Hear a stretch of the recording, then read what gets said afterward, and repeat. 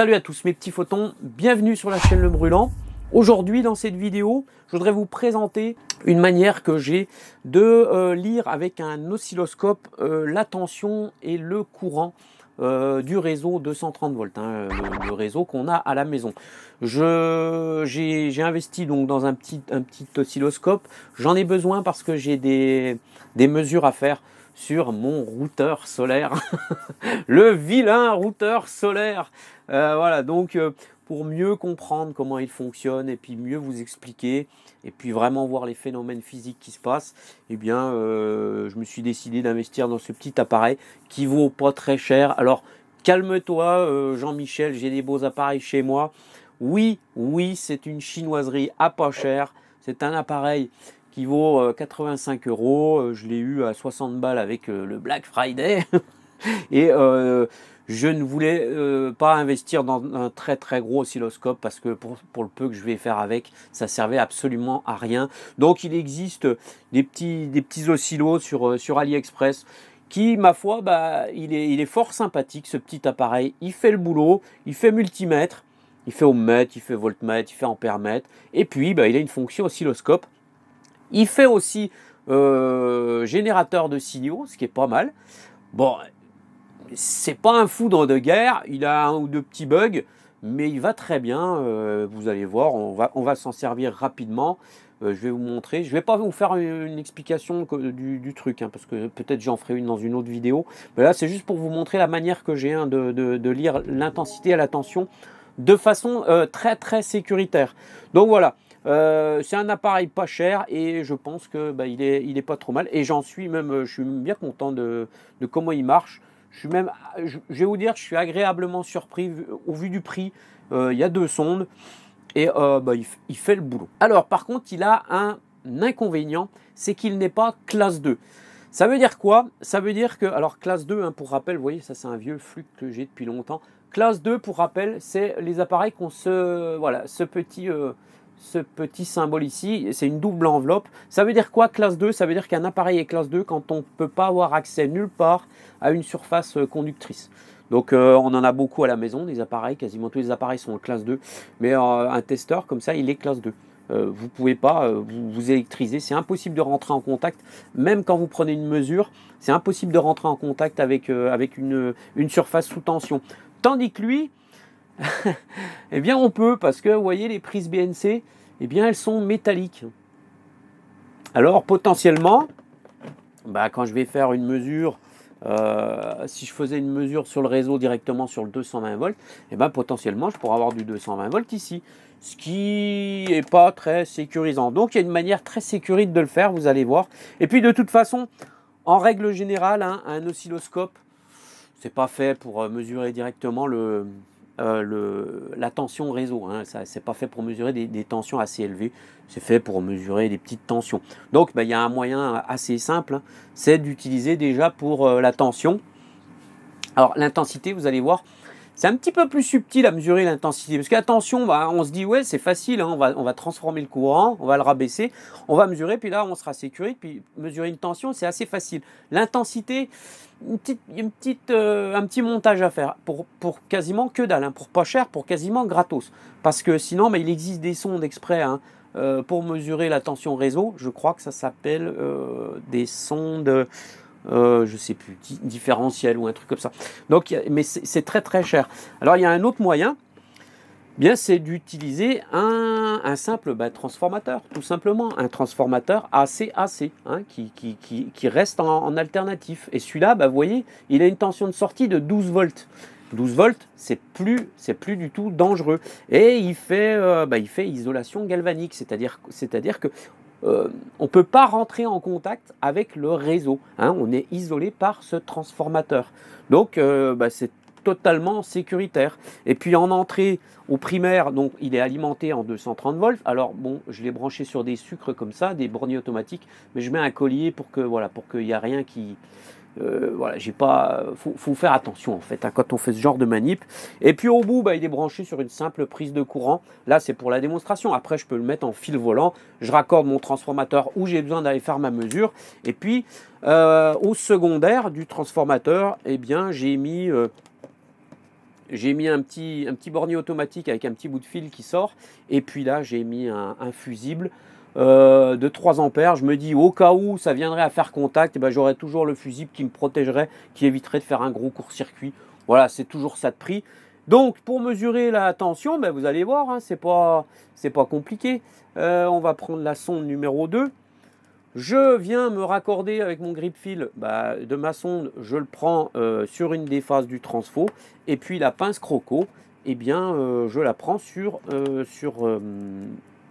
je la mets sur le petit bout de fil que j'ai mis. Donc voilà, là je suis raccordé au secondaire de mon transformateur, et là du coup, il ne peut rien m'arriver, hein, du 12 volts, c'est pas du tout dangereux. Voilà. Et puis après, j'ai toutes les protections au-dessus dans mon tableau électrique. Et vous allez voir, eh bien, quand je branche le transfo à une prise électrique, eh bien voilà, on voit le signal. Hein, on voit le signal en 50 Hz. Donc le signal, il est toujours en 50 Hz, c'est le même, sauf que c'est une tension rabaissée à 12 volts. Et c'est bien pratique parce que c'est plus du tout dangereux. Vous voyez, je peux toucher là, il n'y a pas de souci. Hein, je peux toucher là, il n'y a pas de souci. Je ne vais pas m'électriser. Et il n'y a pas de risque. Par contre, c'est que j'ai pas la vraie valeur de tension de mon réseau. Mais par extrapolation, vu que je sais la tension d'entrée et que je sais le rapport de mon transformateur, je peux très bien calculer la tension exacte de mon réseau. Mais quand on regarde les signaux comme ça, c'est surtout pour voir la forme des signaux, hein, le déphasage, les déclenchements, les trucs comme ça. Donc on s'en fout, je dirais, à la limite de l'échelle, du moment que c'est une échelle très très basse. Donc ça, c'était pour la tension. Vous voyez, c'est assez facile. Maintenant, pour l'intensité. Alors là, eh bien, il faut réfléchir un peu à savoir comment on va faire pour mesurer une intensité. Parce que comment on mesure une intensité normalement dans le réseau? Eh bien, quand on a des appareils pour mesurer l'intensité, il y a une troisième borne, on branche ici, on met l'ampèremètre en série sur le circuit, et puis on fait très attention à ce qu'on va faire parce que ne faut pas que l'intensité monte trop, il y a un fusible dedans qu'on pourrait cramer. Bref, c'est comme ça qu'on mesure une intensité. Mais avec un oscilloscope, c'est moins évident. Alors, eh bien, on fait un petit montage que je vais vous montrer tout de suite. Et vous allez voir, mais c'est vraiment un montage qui vaut que dalle. Mais ça vaut rien. Ça vaut, il y en a pour 5 €. Il vous faut, voilà, une pince ampère-métrique, un Thor, un Thor qu'on trouve sur AliExpress avec un bout de fil au bout. Et puis, au bout de ce Thor qui a un plus, un moins, eh bien, vous y ajoutez juste une petite résistance. Alors, on va dire, peu importe la valeur de la résistance. Je n'ai pas fait l'essai avec plusieurs. Je ne sais même pas combien elle fait. J'ai pris la première résistance qui m'est tombée sous la main. J'en ai plusieurs chez moi. Et voilà, donc avec ce petit montage-là, eh bien là, vous mettez le fil que vous avez à mesurer, vous fermez la pince et vous mettez vos sondes ici aux bornes de la résistance. Et vous allez voir, je vais vous faire la démo. Et bien là, vous avez l'image de l'intensité qui traverse, puisque ça va induire une tension et un courant là-dedans. On ferme le circuit avec la résistance, puis on va mesurer la tension aux bornes de la résistance, qui sera exactement l'image de l'intensité qui est dans le conducteur là. C'est très très simple, ça coûte que dalle, et surtout c'est hyper sécuritaire, parce que vous voyez bien que vous n'êtes pas du tout en contact avec le réseau électrique. Démonstration. Voilà, on va venir se raccorder à la sortie de mon relais statique qui va, ça va à la résistance de mon ballon d'eau chaude. Ça, c'est mon routeur solaire. Donc, je me prends sur la phase en sortie. En fait, ça, c'est le signal. C'est le courant qui part à la résistance. Donc, je me mets sur la phase en sortie du SSR, du relais statique. Et puis maintenant, eh bien, voilà, je vais venir brancher ma sonde ici, d'un côté, avec le grip fil, et puis de l'autre, je vais venir brancher ma petite pince croco. Et voilà, qu'est-ce que vous voulez qu'il m'arrive? Rien du tout. Il ne peut rien m'arriver. Vous voyez, c'est juste, ça va induire un petit peu de courant, ça va faire une tension, et puis on va venir lire la tension ici. Puis peu importe le calibre, tout ce qui nous intéresse, dans ce cas-là, c'est de voir la forme de l'onde. Après, on peut extrapoler, évidemment, en faisant des mesures, des calculs, et puis trouver l'intensité réelle qu'on est en train de mesurer. Mais ça, c'est une autre histoire.